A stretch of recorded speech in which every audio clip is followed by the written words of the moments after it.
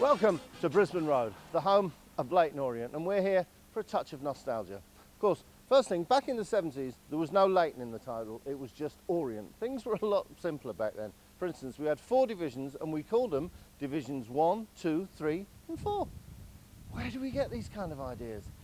We spent almost the whole of that decade in the 2nd division, having been promoted the year before as champions.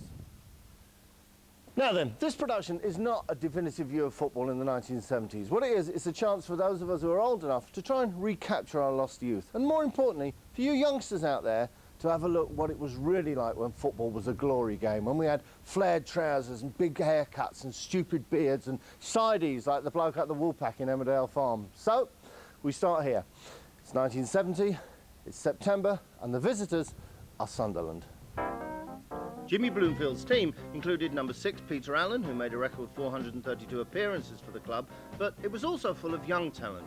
Ray Goddard in goal, Dennis Rofe at left back, excellent defender and future manager Tommy Taylor, and up front Barry Fairbrother. Sunderland had just been relegated from Division 1, but Jimmy Montgomery in goal and number 6 Ian Porterfield would go on to become household names in the 1973 FA Cup final. The commentator is the one and only Brian Moore. Cecil in the number 2 for Sunderland with the free kick. Porterfield on the far side of the penalty area, and Hughes as well. That's aimed very much towards Hughes. Taylor getting up. Bravery looking to help out, but it's Kerr getting it across once more. Baker looking to turn it and almost put in there. And now Hughes. Oh, and a tremendous scrimmage on that line. First Park getting in a shot, and then Hughes, and Orient somehow surviving.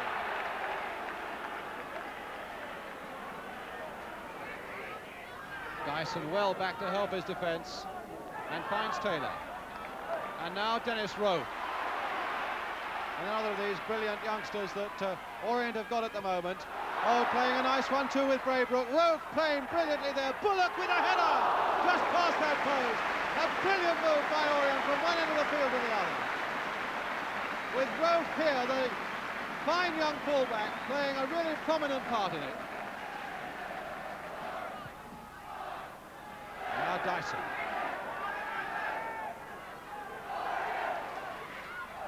In for Braybrook. Oh, a nice little pass that goes beyond Irwin as Dyson brings it back again, and Bullock tries to turn it in. So much skill and imagination when Orient come forward. Lazarus with the kick. Driving rain now. Bullock looking to get to it with his head. Mancini also missing it. The crowd rapidly vanishing from behind the goals. And a goal kick. Vanishing either under the roof of the stand or under their umbrellas. And that's just the sort of weather that they're facing. Times when I wouldn't want to be a television cameraman.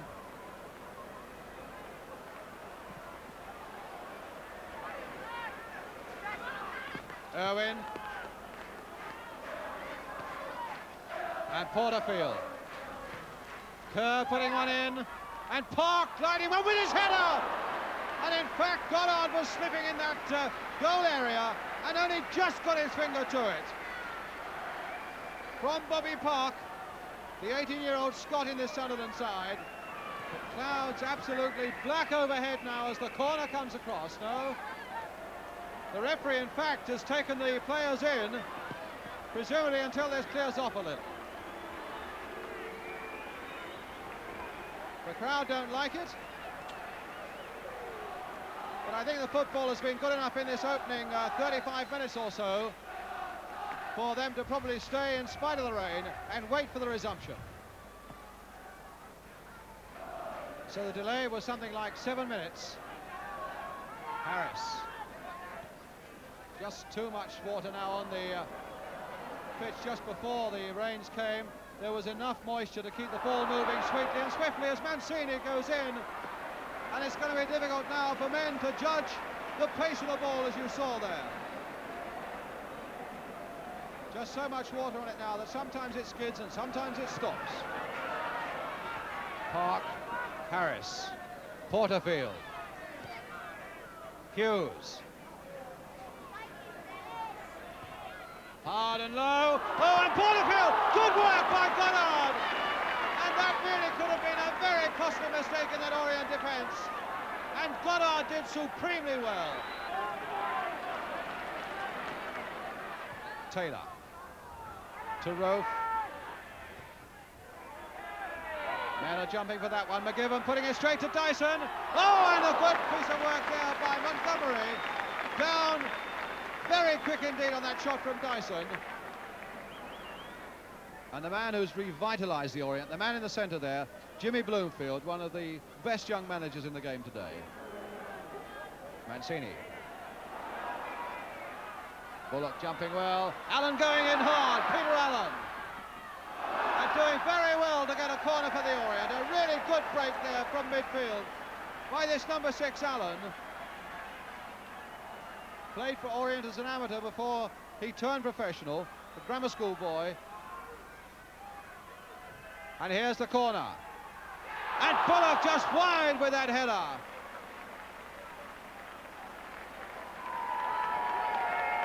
And Orient bringing on their substitute. Peter Braybrook has gone off.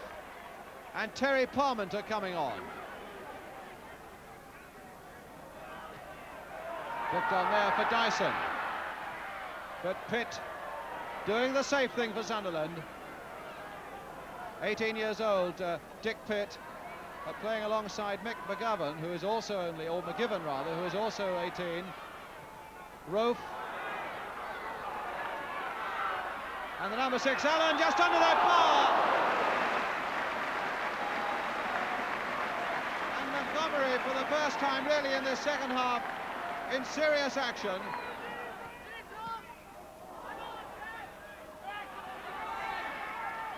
Bullock pulled down from behind by Harvey.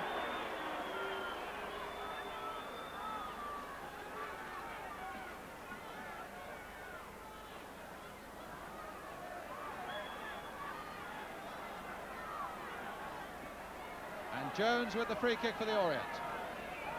8 Orient players now in that penalty area. Among them Taylor, has gone up, and Mancini as well. Parmenter on the far side, clipping it back. Oh, and there! By Parmenter! The substitute has scored! So now that leaves Sunderland just 10 minutes to do something about it. Remember, Sunderland lost both their games away from home this season, and you can get into the habit of losing.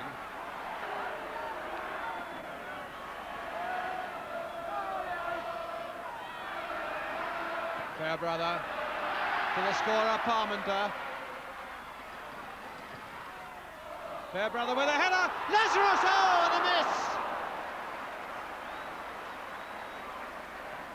Well, he smiles, but I would think he's a little bit annoyed with himself, although that ball was going across that goal at a tremendous rate.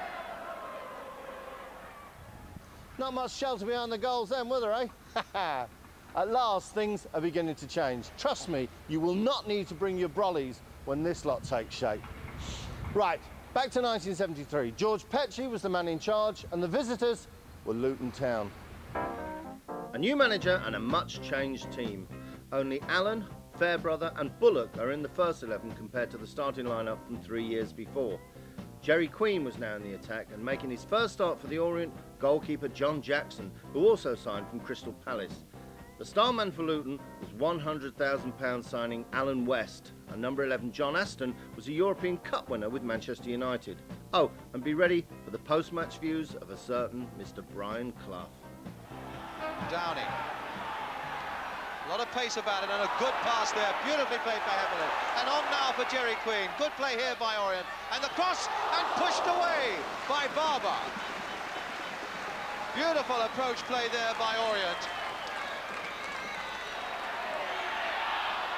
Queen, and now Downing for Orient. Bullock very lively indeed, and Faulkner had followed him well to turn it into a touch, but in fact in doing so had used an elbow in the back of the Orient number 9. So Ron Challis spotting that very quickly. Bullock is going for this one, getting it into it! Oh, a fine save though by Barber. That's two very good saves already by young Keith Barber.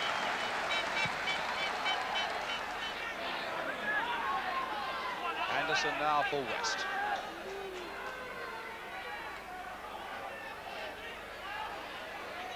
Well, he got Allen going one way, then the other, and held off Wally very well. It took pain to get it away. There was a very good run indeed by Alan West. And here's West again. Across towards Buckley. Jackson shouting for it and needing to push it. And Ryan and Jackson doing well. And that'll certainly make John Jackson feel better. Downing now, taking it up for Orient. With the Luton defenders getting back as quickly as they can. Oh, they allowed that to go right through though, and it's with Queen now. Played once more for Downing. And across the face of that goal for Barber once more to go down. So we're getting a lot of good action at both ends of the field.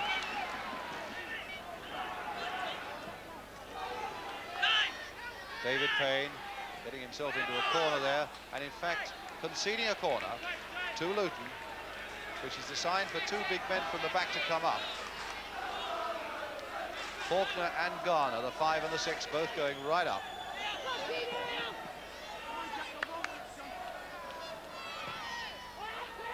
Towards the near post, and Hefflet very nearly an own goal. In fact, it was cleared off the line by Downing, the number 3.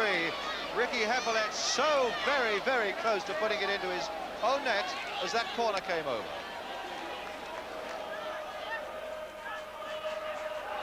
Payne getting past West, and West coming back for some more. Fairbrother laying it back again for David Payne. There comes the cross again, not a very good one.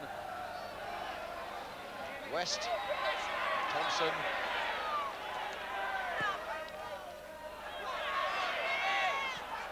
Now, can Fairbrother get anything here? But Thompson got the foot to it and gave away the corner. So another corner for Orient. Terry Brisley's going to take it.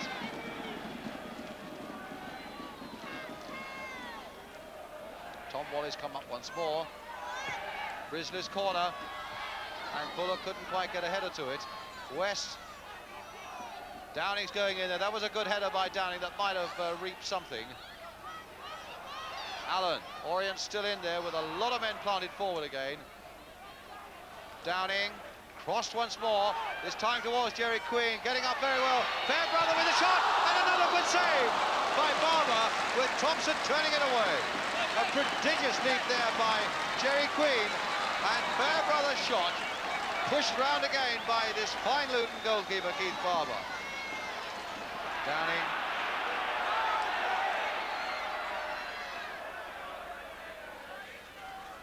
Queen.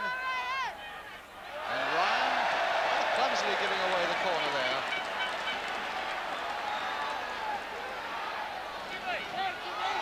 So Brisley, well, will take the corner for Orient. Bullock, the number 9, right in there. Such a dangerous header of the ball.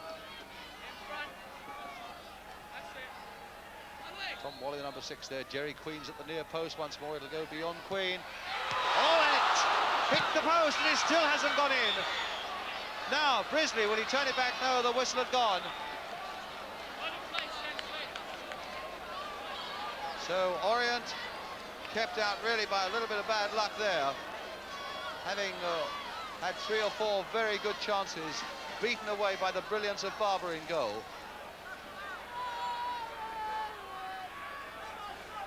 Still with Aston. Brisley. Allen and Wally. Planted left-footed there for Jerry Queen. And Faulkner playing it straight to Hefflet. Downing's made a very good break down the left now for Orient. Now, could the Orient make this pay off? Well, Fairbrother is almost there. Garner is there too. And no! And just past! Having hit Brisley in the face. And Brisley would have known nothing about that goal. As it came out, the ball whacked him in the face. Ricocheted no more than a yard past that Luton goal. Allen. Oh, good delicate skills there by David Payne and Peter Allen, and now it's with Wally. Queen trying to lay it off, and number 11, Heppelet's almost there. It's not away yet by any means, and it's still not away. And now here's Bullock. What a tremendous scrimmaging there. Now can Orient make it? Brisley, no. Queen, no, against the post. Fairbrother's missed it. What an incredible sequence.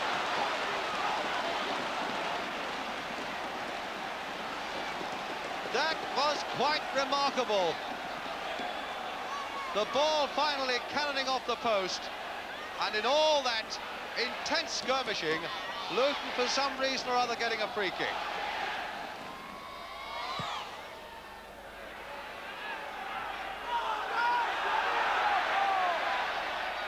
Queen back for Downing, and still Orient coming forward and piling it on. Wally now to Heppelet. Stabbed with the outside of the boot there for Peter Allen. Payne has got into the middle as well. Fairbrother's there now. Is this Fairbrother's chance? Charge down again. Payne over the bar. Well, you feel that that Luton defence has got to cave in sometime, except at the moment they're refusing to do just that. Allen, showing so much skill, Peter Allen, and more of it there, still with Allen. A little shimmy towards the number 10, Jerry Queen, and just no more than a couple of inches too high. But Peter Allen showed skills that really would have been worthy of the first division there. Well, Brisley said thank you very much for that. Queen. Heppelet. Brisley's right in there again. He's still there, played back for Jerry Queen. Hitting one, yes, that will do from Queen. And a goal that Orient deserved. Struck home with great power and beautiful accuracy by Jerry Queen to put Orient in the lead. So much credit there for Brisley. And the final shot there from Jerry Queen. But now it's John Ryan for Luton. Aston away on the left, but Ryan taking it his own way until it's Peter Allen who comes and takes it off him. So the Luton bench looking a little dejected now. Bullock, a nice header there for Brisley. Played on for Fairbrother. Queen now. Orient playing some marvellous stuff, and there's a shot by Brisley. Well, that was 2 or 3 yards too high. So the shooting wasn't very good, but the build-up was excellent. And they look in very good humour too.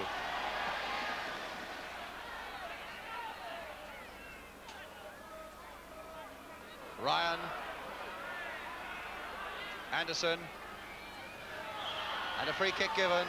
So Luton now are beginning to claw their way back into this game. With something like 12 minutes left now. Orient leading by a goal to nil.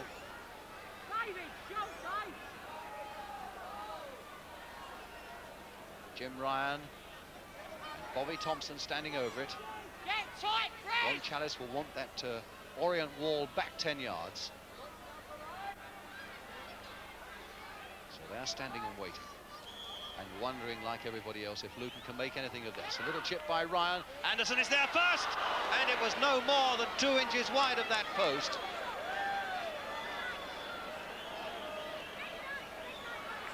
Now Queen, will he get in first? Queen winning it now. Now Barry Fairbrother. Allen will follow this one in. The dummy giving him just that extra yard that he wanted. Wally. Queen. Played beautifully by Queen there for Wally. A little chip back again. Oh, what a magnificent goal by Fairbrother. What a tremendous goal by Orient. Well, that was a magnificent piece of build-up again by Orient. And Wally was beautifully placed to take that pass. He turns it inside, and look at that for a flying header by Barry Fairbrother. 2-0. 2-0 then to Orient. Barry Fairbrother, the scorer, who has now scored in 3 successive games for them. But the man who made it, unquestionably there, Tom Wally, with the run and the cross. But a beautiful pass, of course, that put Wally in possession in the first place. The goals were a good example of the match, and it was a credit to the second division. The second division, as you know, is wide open, and it's very important that teams like this keep playing football. Here's the first goal. It's a ball fought for in the opposition half, and there's young Brisley with the 8 on. Don't forget the Orient are playing in dark shirts. The ball's hooked in by the 11 to young Brisley, who's kept running. He attempts to pull it down. It falls back to him again, who lays it back. An ex-Palace player, Jerry Queen, whacks it into the corner of the net through a defender's legs. A lot of hard running, a lot of skill went into that goal, and this one's an even better example. Here we have Peter Allen, composed, taking his time, laying the ball when he wants it laid. He lays it to Wally, just coming in the picture there, who lays it immediately, but keeps running. Watch how far he runs. The ball is pushed through to him, and the Luton defence is caught off balance. They were ball watching. He crosses a good ball, the ball is headed into the net, and as I said originally, that is a good example for the second division. They looked well coached, they looked well managed, they looked on top of the form. It was a derby match, but it was an exciting game. As you've said, the 11,000 crowd didn't do the game justice. But if they keep playing like that, it's only a matter of time, A, for them to improve the crowds, and B, for them to get into First Division. Old Big Ed, a true footballing legend. Now, the pitch at Leyton Orient is rightly regarded as one of the finest playing surfaces in the lower divisions. It always wins awards. Didn't used to be like that. It's March 1975. The winter has done its worst, and the O's are up against Aston Villa. 3 18-year-olds took the field for Orient. The fullbacks Tony Grealish and Bobby Fischer, plus the brilliant young winger, number 7, Laurie Cunningham. The number 8 shirt, however, would be key to winning this match. But by the end, Orient had 2 number 8s on the field. Confusing, but all will be revealed. This Villa team had won the League Cup 3 weeks before and fielded exactly the same lineup. They went on to gain promotion, so all in all, a good scalp for the O's. Peter Allen there. Good play there by Bennett to Cunningham. Nice little dummy there by Cunningham on the experienced Charlie Aiken, and the push by McDonald in the back was enough to give Orient the free kick, but that was a nice little touch of class there by Cunningham.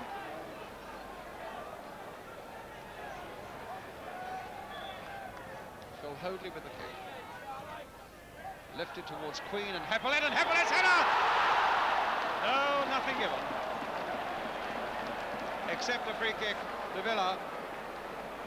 Nicely flighted free kick there, and Heppelet up so well. But somebody offside. Now Nicol. Hit forward again towards Graydon, and Grealish is there. Playing to Bullock. Playing wide for Allen.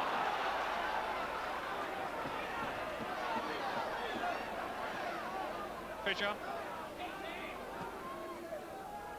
Bullock, very skillful glancing headers of Mickey Bullock, and there he is with the pass inside for Heppelet, surrounded by Villa defenders. Bennett with a shot that's wide. Building up some good attacks, Orient. Peter Allen in his testimonial year really deserves a bumper one from Orient. Queen being hustled by Aitken. Hamilton turning it in for McDonald. Now played for Keith Leonard. For once he's got away from Wally as that cross comes in. And Nicol with a header. Oh my goodness! Grealish somehow got that away off the line. Tony Grealish was the saviour of Orient there as that one came over. Nicol got the header in.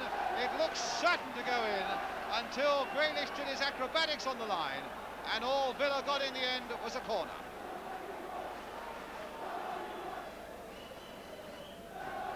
Bullock. Hamilton right back there. Oh, that'll fall for Cunningham, and he turns it in straight away. And will that go? No! That's belted away off the line by Nicol, but the whistle had gone. Good bit of play there by Cunningham, spotting the chance and putting it across quickly. Queen got up well, but was pressing down on the Villa defender as he did so. And although Nicol got it away off the line, the whistle had gone. Donald. Bennett. It'll come for Hevelet. Bullock trying to lay it off again for Hevelet. Laying off a lot of short, delicate balls, Orient, but the interceptions and the tackling is so swift in this Villa defence that maybe a little more forthright approach would pay better dividends. Here's Hamilton going towards this Orient defence and really attacking them. MacDonald now with a chance to cross it in, and Hamilton, and now Leonard and Jackson falls down. Well, that was a deceptive low cross there, played in, and both Hamilton and Leonard were in there, and Jackson was able finally to fall on the ball and bring safety to Orient.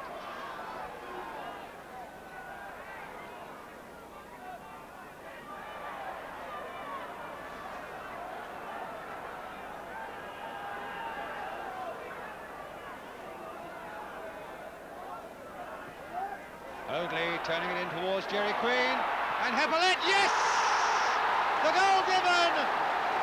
Nicky Hevelet, the scorer. And that with 9 minutes remaining. The ball came floating in from the left, Jerry Queen was in there. I thought for a moment there was a suspicion of handball about it as far as he was concerned. But it came then to Hevelet, the man who wears the number 8 shirt in the second half after wearing 11 in the first. Puts it wide of Jim Coombs. 1-0 to Orient.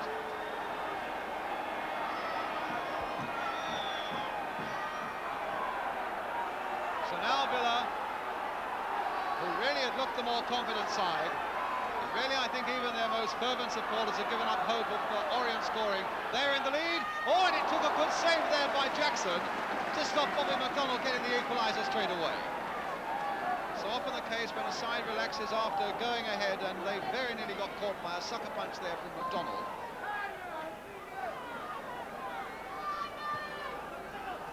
Hamilton. Getting past Allen. Still on his way, Chico Hamilton, and it'll come maybe now for MacDonald. Still with Bobby MacDonald with Graydon outside him. Here's Graydon. Hit hard and low, and Little with a chance. No, and Wally of all people again getting it away. Well, Tom Wally has been an absolute key defender in this Orient side right the way through the game, for the way that he's kept Keith Leonard quiet and done the right thing at the right time right the way through this 90 minutes and saved them in the last seconds there. Great piece of defence by Tom Wally. They wanted us to change shirts and look well for the television, so the shirts were there, I just picked the wrong one out, simple as that.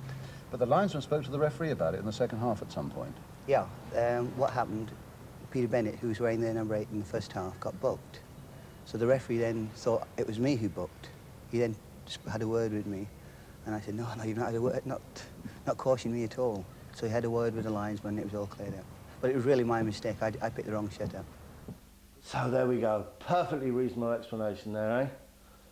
Right, now, we're all used to seeing Orient take the pitch in their traditional red and white kit. However, in 1977, we were wearing this, the famous Braces shirt. And when Tottenham Hotspur, who dropped out of the top division for just one season, came over, Brisbane Road was chock-a-block. Orient now had a very young Glenn Roeder in defence, a young Nigerian, John Chidozie, on the wing, who we'll be hearing from shortly, and a new double act up front, Joe Mayo and Peter Kitchen. Jimmy Bloomfield was back in the dugout in his second spell in charge. The Tottenham team included a baby-faced Glenn Hoddle amongst a clutch of household names. Peter Taylor was on the wing, making it 2 future England managers in one team. Mayo glancing it on there for Glover, played well there. Now for Bennett. Chidozie away on the right there. The pass measured well there by Bennett. And he curled a beautiful one across there for Mayo, and straight into the arms of Barry Daines. Mayo, in fact, claiming that the ball was over the line, but the linesman and referee quickly looking at each other and deciding it wasn't. A lovely cross by Chidozie, though, under a lot of pressure. And Mayo up very well indeed. Daines grabbing it on the line. New Orient manager, Jimmy Bloomfield, in the centre there. Peter Allen, the substitute, on the left. Peter Angel is assistant manager on the right of the picture. Oakley, the long free kick towards Joe Mayo.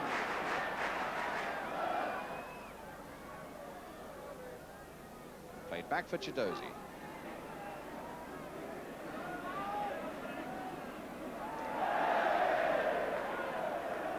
struggling to get back. Come for Bennett. That's got to be a free kick. No, he's played the advantage this time. And can Orient take advantage of it? In the end, it was Osgood who got it away. Well, there was Bennett. And there was the number 10 Kitchen, as well as Mayo there. And Osgood got it away. Chance really to make his impression in the midfield today, Glenn Hoddle, and beat the wind as well as Orient.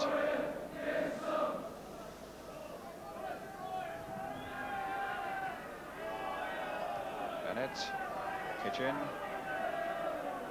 Fisher, and onside. Mayo was onside and played there by Terry Naylor on this side of the field. Oh, but a chance is missed again. Now Bennett, Chidozie. Fisher with the cross this time. Hanging in the air there on the wind. Kitchen with a shot and a fine save. They haven't got it away yet. Now it looks as though they might. But after Mayo had won that ball in the air, Kitchen turned superbly, hit it on the turn. But Barry Daines did extremely well to save it. So Bennett coming back to help with the defence as Holmes takes this free kick. Hoddled right in there. Will he stop it crossing the byline? He has. Whacked it onto the roof of the net there. Looked long odds that one beating him to the byline, but Hoddle got there, but couldn't quite do the job he wanted to.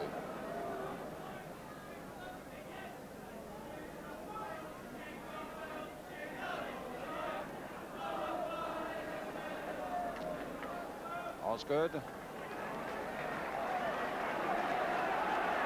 To Naylor.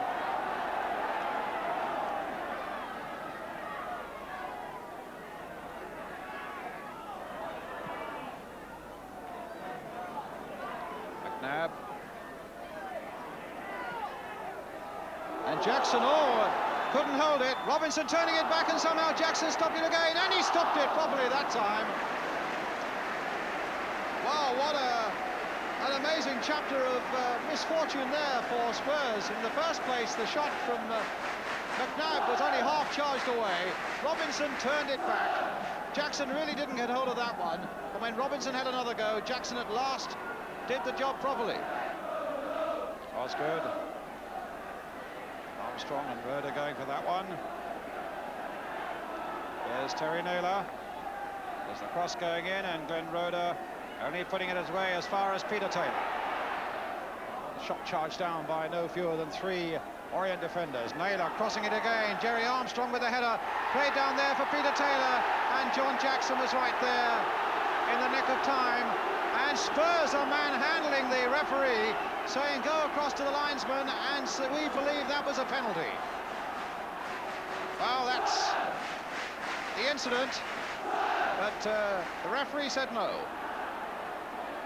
Now Peter Kitchen into the side netting when the chance was really on. And still Spurs are remonstrating with Jim Bent, Terry Naylor and Neil McNabb, and Steve Perryman there, saying that was clearly a penalty incident. But Jim Bent has said no, it wasn't.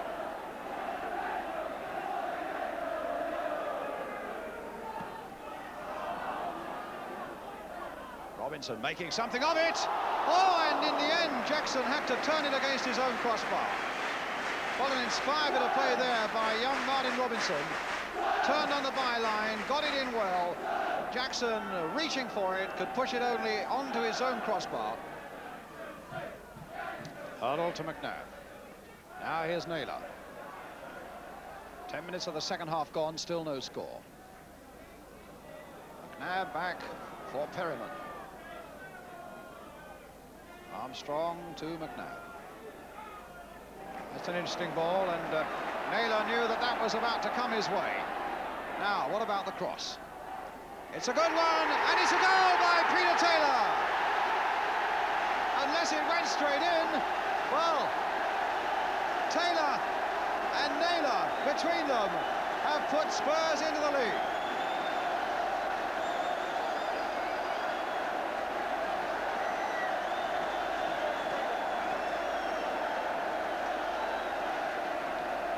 was a lovely run there by Naylor. And as that cross came in, there was Peter Taylor. And that Spurs leading by a goal to nil.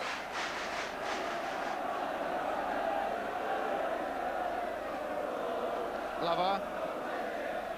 Chidozie. Now he's got him behind, and this time, what a good cross for Mayo! 1-1.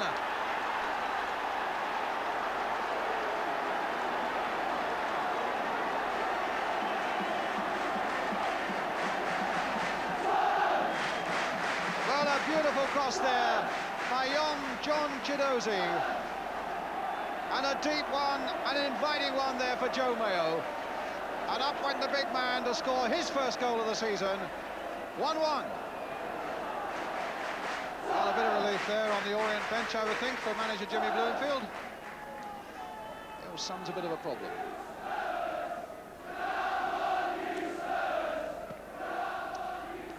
Glover. Played back there now for Chidozie. Oh, my goodness, what a chance he missed there. What was he trying to do? Well, he made the first goal. Look at the sadness on his face. Look at that sadness on his face. And it was played back to him to perfection there. And really, he had a chance to slide it in, but he blasted it over. That'll give you some idea of just how strong the wind is.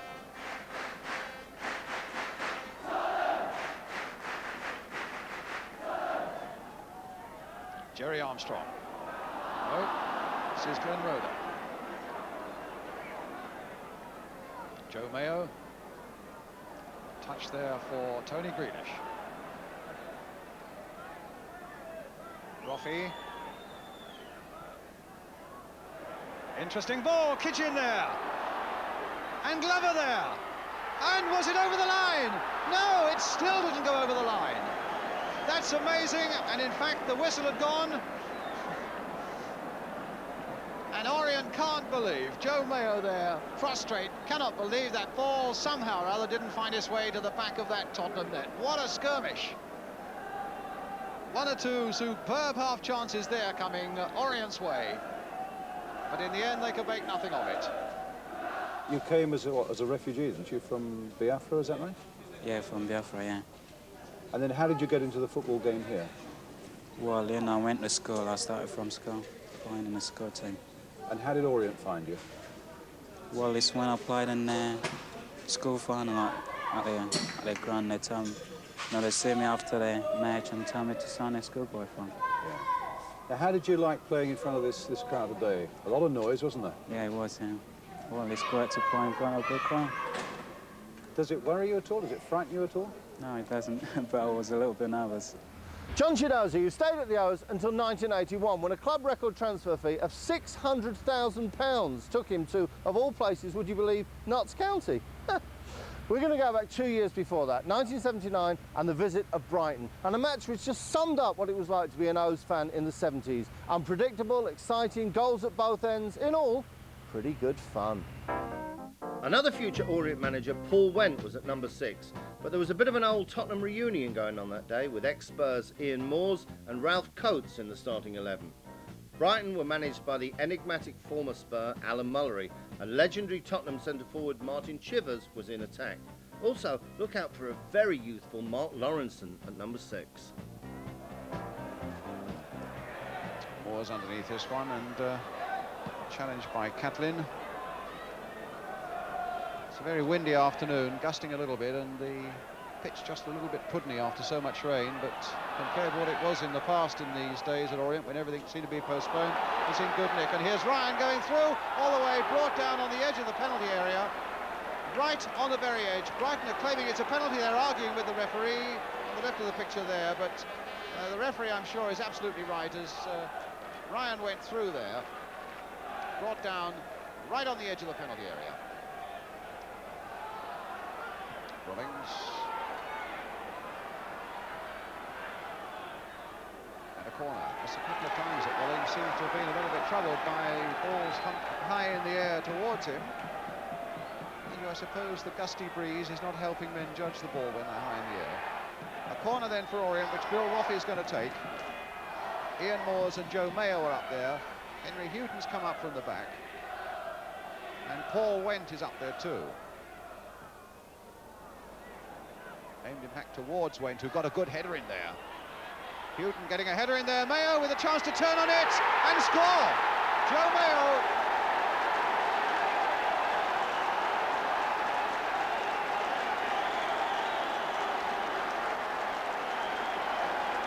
Well, Roffey's corner. Brighton in a bit of trouble and not really convincingly beginning to get that ball away. And Mayo was able to turn on it after Went's good header. And it went to the back of the net. Orient 1, Brighton 0. 7 minutes gone. Mayo and Rollings, and Mayo certainly got the better of those opening clashes, and Mayo's header again. Coates is in there, and that really should have been number 2 with Brighton all over the place. And again, Orient winning a very good ball in the air. Joe Mayo it was, and Coates making a late charge, and somehow managed to get the ball over the crossbar. Went. Well, he could be putting his goalkeeper in trouble. Fisted away. Oh, what a good piece of goalkeeping! And a goal by Sayer, 1-1. Mallory is off his bench, and the relief. And the relief in the Brighton camp is there to be seen as well. And of course, it was presented to them when Paul Went played that extraordinary ball back, which. Here's Paul Went. He played that ball back. Jackson had to punch it away. And Clark had a shot that was beautifully saved by Jackson, but it fell for Sayer. And really it was a formality for the number 4, which makes it Orient 1, Brighton 1. Peter Sayer, the scorer, his 5th of the season. And here come Brighton again. O'Sullivan. Well, there's no opposition, so he might as well keep going, but then in the end he hits it straight against Grealish. Here's Ryan for Brighton. And a deflection, and a good save by Jackson. Ryan really looks as though he might cause some problems for it this afternoon, and he really went storming in there, hit a good shot, deflected on its way to Jackson, but Jackson wasn't in any way put off, got down well and turned it away. Free kick to Brighton. Chivers first away from his man, Paul Went, finding Catlin. Sayer again, hurdling past all the challenges, a good cross there, and a goal by Chivers, 2-1. And Alan Mullery off the bench again. The gamble of buying Chivers for £15,000 from Norwich and putting him in the side and keeping him there for the second successive week has paid off. Again, Sayer playing a big part in that move. And when the cross came in, Chivers was beautifully placed to meet it and put it past John Jackson for Orient 1, Brighton 2. Well, his first goal for his new club for Martin Chivers. Moores with the header. Here's Chidozi.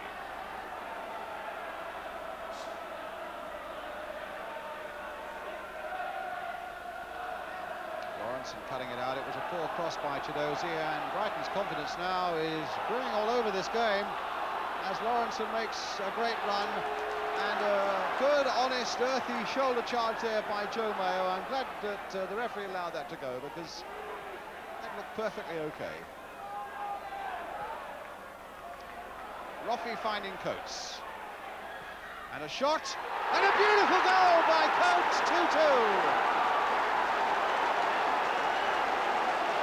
Well, he hasn't hit many better than that.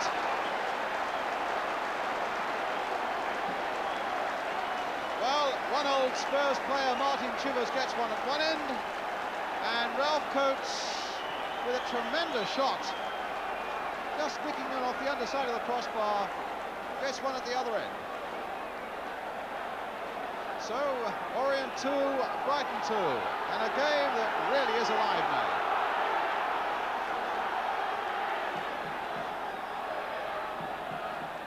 2-2, and Poskett looking to make it 3-2 for Brighton, and he might go all the way, and in fact, my word, what a sensational start to the second half that would have been. A goal in something like 5 seconds after the half-time whistle. A great run by Malcolm Poskett, really aggressive all the way. Mayo. Retained possession well there. Here's Chidozie. Might not come for Roffey. And Whittle and Roffey were waiting there. It wasn't a good ball from Chidozie, and it's given Brighton possession now. And it's Clark going all the way through to score a beautiful goal. They're off the bench again, and Brighton are in the lead again. The ball really given away in the midfield there by Orient. And Brighton really pounced.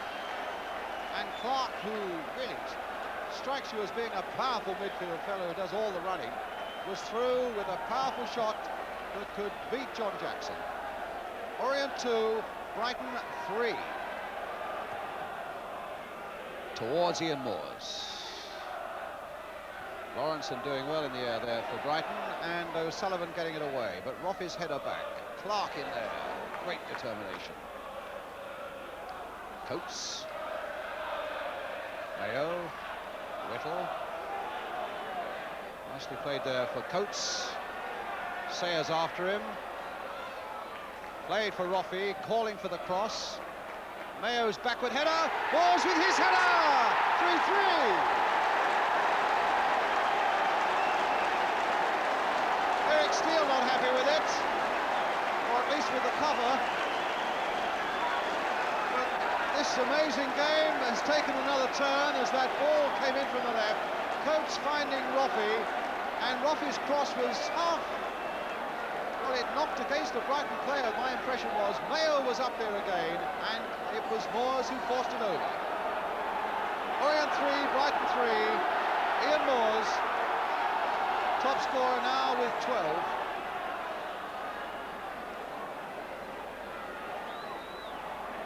Well, they've been up and down the bench all afternoon. One moment of joy and the next a moment of crisis. And my word, it's been the same there with Jimmy Bloomfield and his team. Mayo just getting a touch. Very deceptive player. Looks as though he doesn't get a touch sometimes, and there he's having a bit of a dust-up there with Rollings, and it's a free kick to Orient.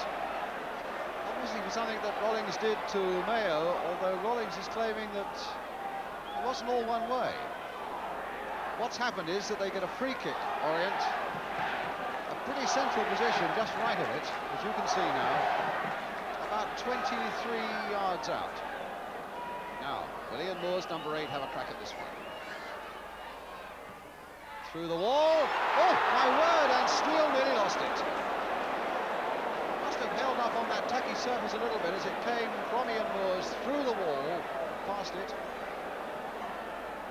And there were plenty of Orient players waiting for a mistake to be made. O'Sullivan. Chivers, a lovely touch for Lawrenson all the way through. Well, Brighton felt they should have had a penalty there. The referee would have none of that.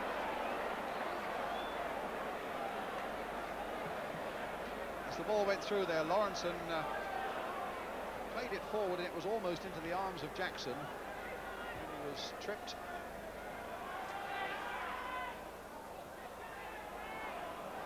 Gray. Mayo in there, Moores. And great piece of keeping by Steele, but he's not out of the wood yet. Now he will be, as O'Sullivan gets it away.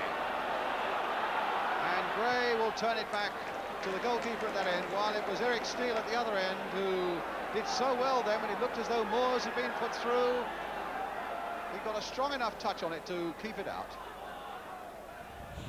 So, 5 matches down, 1 to go, and we finish with a legendary FA Cup victory.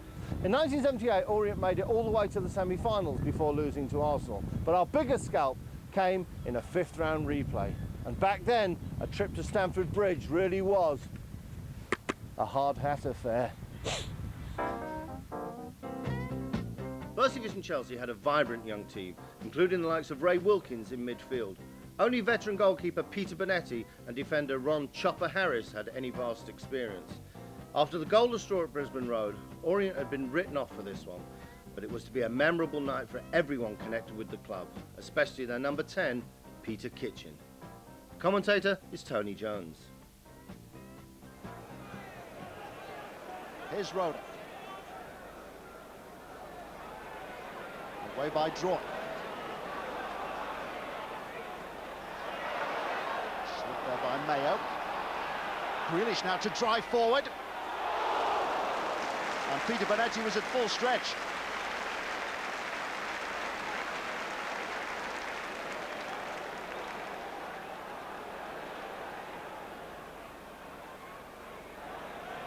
Here's Godfrey. And he's delivered the cross, and it's Mayo's header, which is collected by the goalkeeper.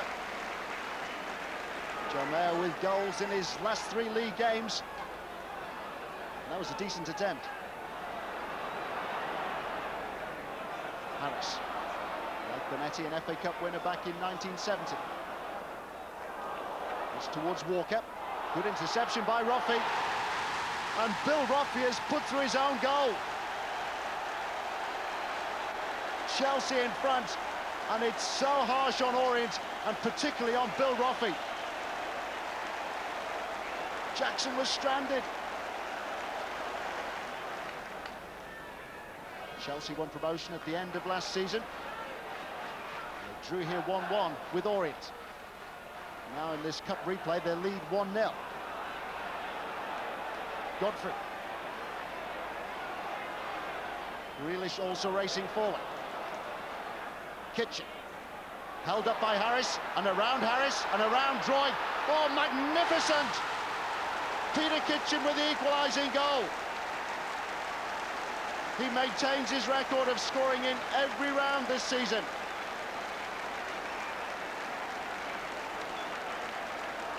A goal against Norwich, 2 against Blackburn in the last round, and a crucial equaliser here at Stamford Bridge.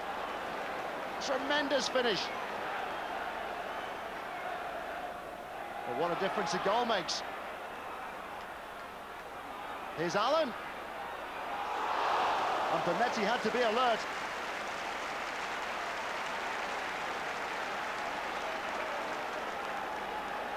Orient now playing with such confidence. This team have found so much sparkle, even though their league form at the moment is disappointing. They drew at Tottenham on Saturday, but they've now gone 6 league games without a win. Kitchen. Away from Harris, and Mayo arriving.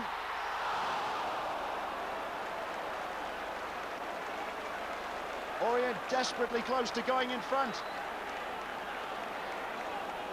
Mayo, they're so brave and so determined. I don't know if he knows anything about it, though.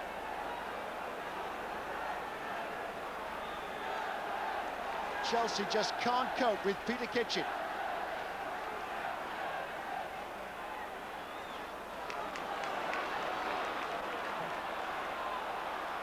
Ray Wilkins.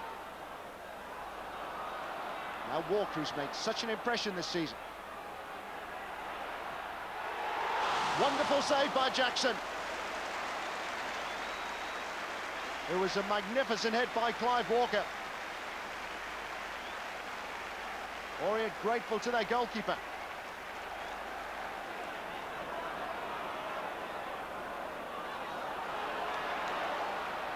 Britain so lively in the Chelsea midfield. Brilliantly done by Walker. Away from Fisher. And still Walker goes on. Jackson's handling impeccable. In this mood, Walker impossible to stop.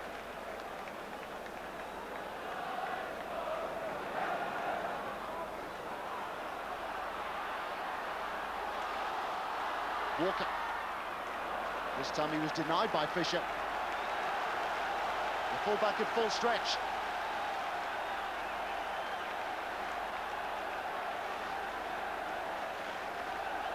Droy has made his way forward. Walker across to take the corner kick. And it's aimed towards Mickey Droy. Roda. Droy is struggling to get back. And Mayo is unmarked. Kitchen just ahead of him. Here's Kitchen. And Orient have taken the lead. From a goal behind now to lead 2-1 at Stamford Bridge. It could be one of the stories of the season in the FA Cup.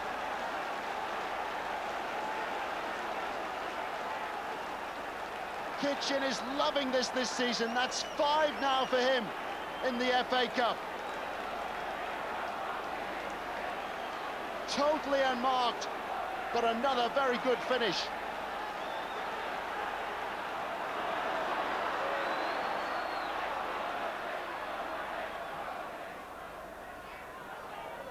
Orient are looking for a third goal.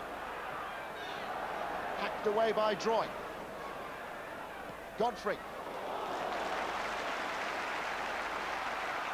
Benetti eager to get the ball upfield.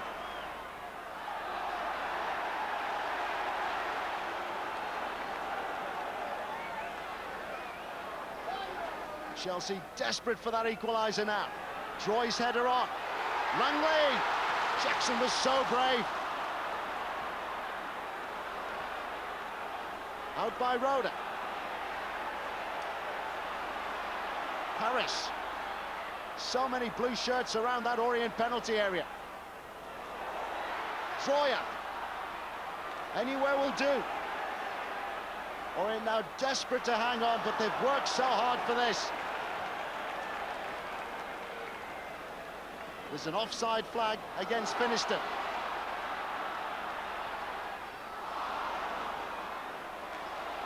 Wilkins.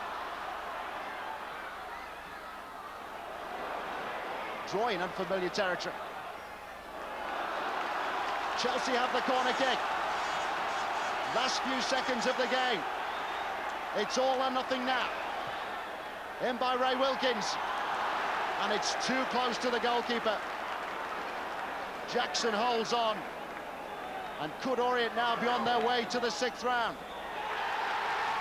And that's it.